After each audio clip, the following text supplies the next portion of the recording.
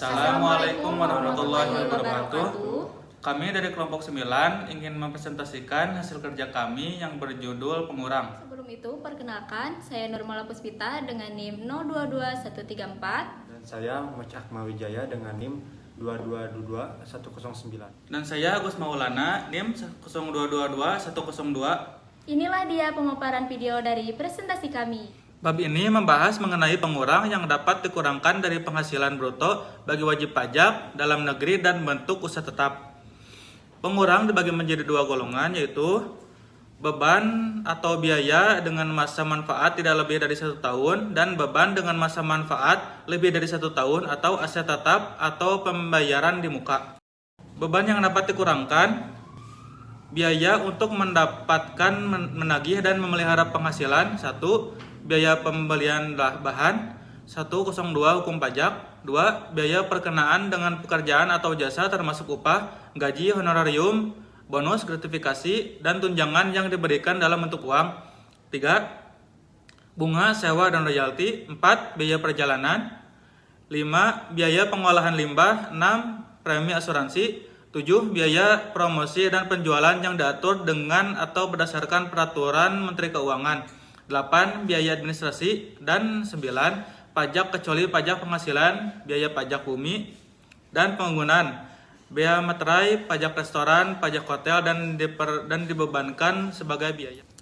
Nah, biaya-biaya yang dimaksud di atas adalah biaya-biaya sehari-hari yang boleh dibebankan pada tahun pengeluaran. Untuk dapat dibebankan sebagai biaya, pengeluaran tersebut harus mempunyai hubungan langsung dengan usaha atau kegiatan untuk mendapatkan, menagih, dan memelihara penghasilan yang merupakan objek pajak seperti gaji karyawan, sewa kantor, beban listrik, beban telepon, beban air, dan sebagainya.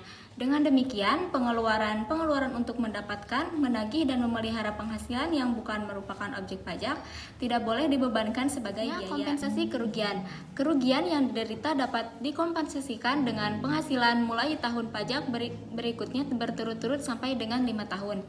Fasilitas kompensasi kerugian dapat diberikan lebih lama bagi wajib pajak badan dalam negeri yang berbentuk perseroan terbatas atau koperasi.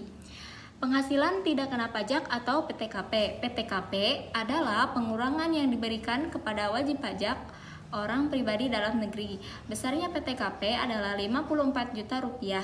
PTKP dapat ditambah untuk istri dan maksimal 3 orang tanggungan. Biaya yang tidak boleh dikurangkan: pembagian laba dividen, pembagian sisa hasil, dan usaha koperasi.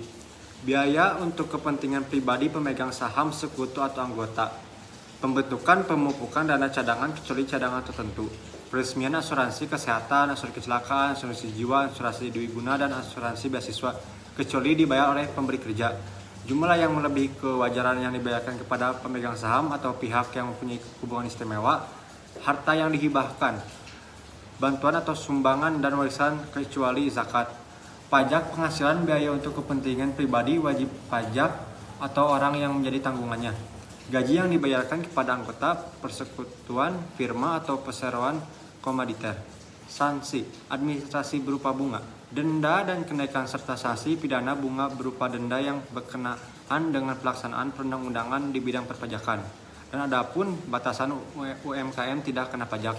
Wajib pajak orang pribadi dengan penghasilan dari peredaran bruto tertentu tidak dikenai pajak penghasilan atas bagian peredaran bruto sampai dengan 500 juta rupiah dalam 1 tahun.